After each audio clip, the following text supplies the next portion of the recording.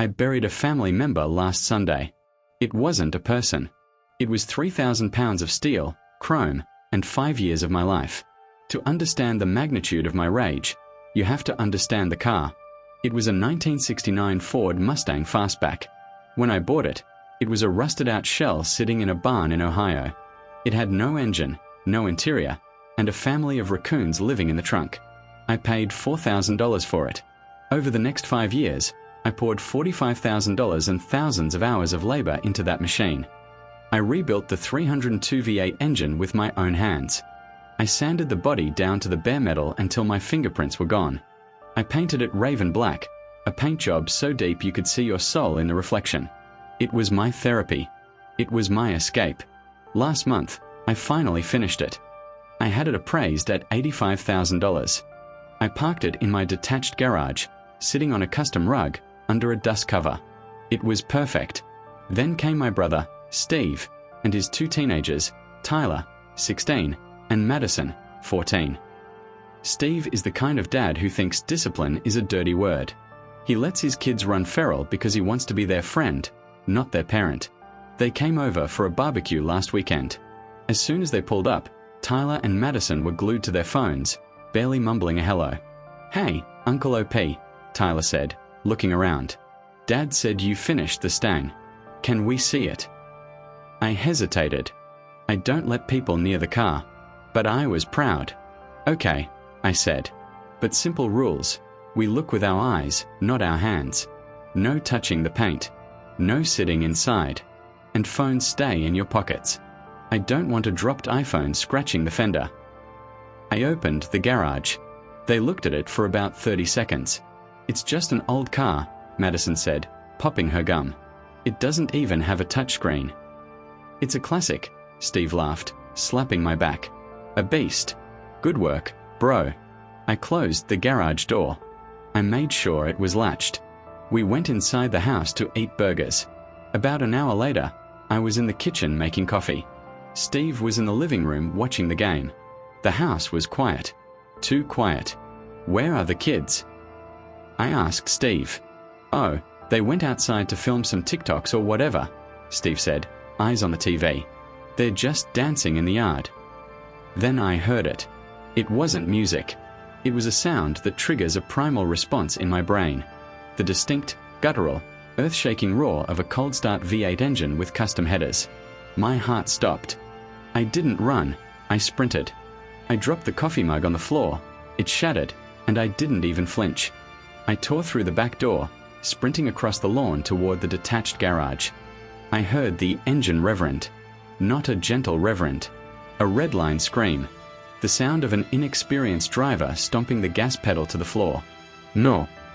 I screamed, my lungs burning. "Stop!" I was 10 feet away from the garage door when I heard the screech of tires on polished concrete, followed immediately by the sickening, thunderous sound of metal crumpling against stone. Crunch. Then, silence. The engine died. The only sound was the hissing of a busted radiator. I threw open the side door of the garage. Smoke and steam filled the air. The smell of coolant and gasoline burned my nose. And there she was. My Mustang. My masterpiece. Tyler had evidently found the spare key I kept in the tool chest, which I stupidly thought was hidden. He had started the car, put it in drive instead of reverse, and floored it. The car had launched forward. It had smashed through the heavy workbenches at the back of the garage and impacted the brick retaining wall. The front end was gone. The hood was folded like an accordion. The custom grille was shattered. The engine block, the one I spent 6 months rebuilding, was pushed back into the firewall. The driver's door opened. Tyler stumbled out, coughing. He was holding his phone. It was still recording. Madison was in the passenger seat, looking pale but unhurt. Tyler looked at me. He didn't ask if the car was okay. He didn't apologize. He looked at his phone screen and muttered, "Dude, the lighting was terrible. We have to do it again." I stood there, staring at the ruined metal of my life's work, and for the first time in my life, I understood what it meant to see red. My hands were balled into fists so tight my fingernails were cutting into my palms. I was vibrating. I wanted to scream. I wanted to throw something, but I was paralyzed by the sheer horror of the scene. Steve came running into the garage about 30 seconds later. He was holding a beer. "What was that noise?" he yelled. Then he saw the smoke. He saw the front of my Mustang mated intimately with the brick wall. "Tyler. Madison." Steve dropped his beer, foaming liquid splashing over my polished floor, and ran to his kids. "Are you okay? Did you get hurt?" "I bumped my head," Madison whined, rubbing her forehead. "And I think I broke a nail opening the door. It hurts, Dad." "My phone screen cracked," Tyler grumbled, looking at his iPhone. "Bro, this sucks. I didn't even get the shot. The car jerked way too hard. The gas pedal is too sensitive. It's a stupid car." "It's okay, buddy, it's okay." Steve was soothing them, patting Tyler on the back. "You're safe. That's all that matters." He finally turned to look at me. I hadn't moved. I was staring at the crushed radiator, watching green coolant mix with the oil on the floor. "Whoa," Steve said, letting out a low whistle. "Nasty fender bender, huh? Looks like the kids got a little curious." "Curious?" I whispered. My voice sounded jagged, like broken glass. "They broke into my garage. They stole the keys. They totaled my car." Steve rolled his eyes. "Totaled? Don't be dramatic, OP. It's just a dent. You built it from scrap once. You can do it again. It'll give you something to do on weekends. You love tinkering with this old junk." "Old junk." I stepped forward, stepping into the puddle of coolant. "Steve, look at the frame. It's bent. The engine block is cracked. The unibody is twisted. This isn't a repair job. This is a salvage title. The car is dead." "Well, thank God it was just the car." Steve snapped, his tone shifting from dismissive to aggressive. "My kids could have been killed. Why do you have such a dangerous death trap? No airbags. No safety features? You shouldn't even have this thing unlocked if it's that dangerous." "It was locked." I yelled. "They went into my toolbox and found the key. That is theft, Steve. That is joyriding. They're kids." Steve shouted back, stepping in front of Tyler like a human shield. "They just wanted to make a video. They didn't mean to crash it. It was an accident. Stop acting like they set your house on fire. It's just metal and rubber." "It's $85,000, I said cold, hard facts. Steve paused. Then he laughed. A loud, barking laugh. 85 grand? For this?" He kicked the rear tire of the Mustang. "Get real, OP. I was there when you bought it. You paid $4,000 for this rust bucket. You think because you slapped some paint on it, it's suddenly worth a Porsche?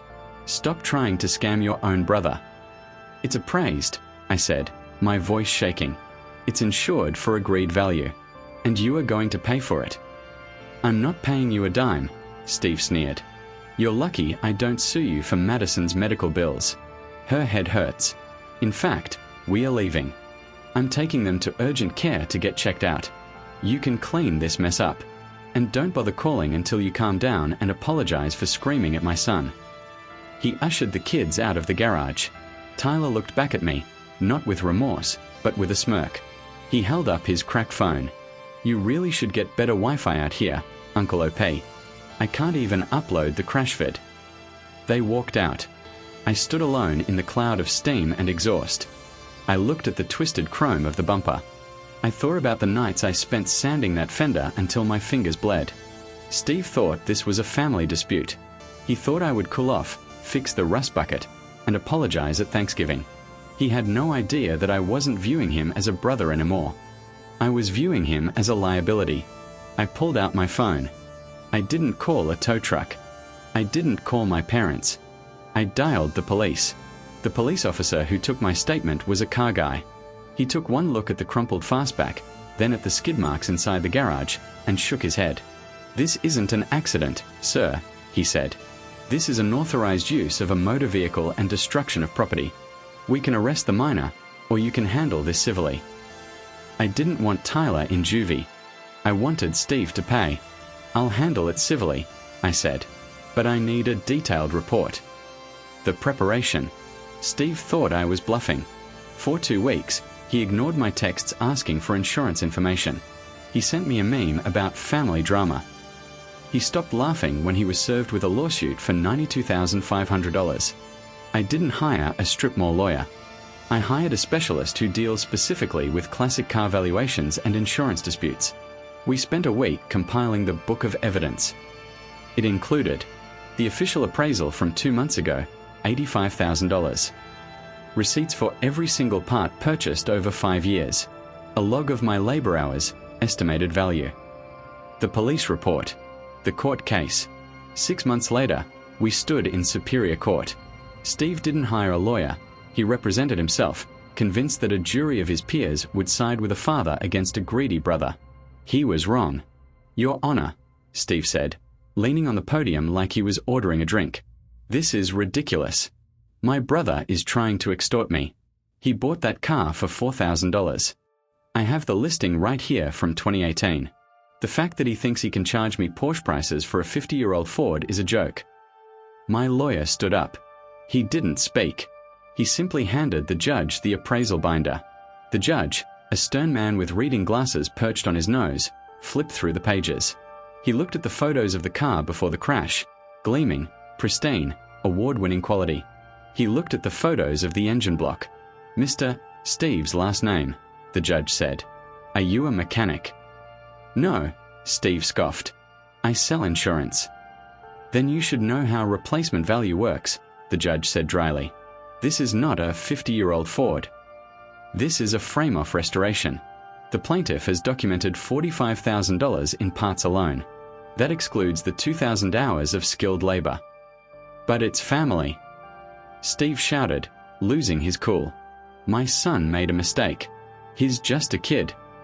And you are his parent, the judge countered. Under the parental liability laws of the state, you are responsible for the willful misconduct of your minor children. Your son entered a locked garage, stole a key, and destroyed a high-value asset. That is not a mistake. That is negligence. The verdict. The gavel came down like a hammer. Judgment for the plaintiff in the amount of $85,000 for the vehicle, plus $7,500 in legal fees. Steve went pale. I don't have $90,000. I have a mortgage. I have car payments.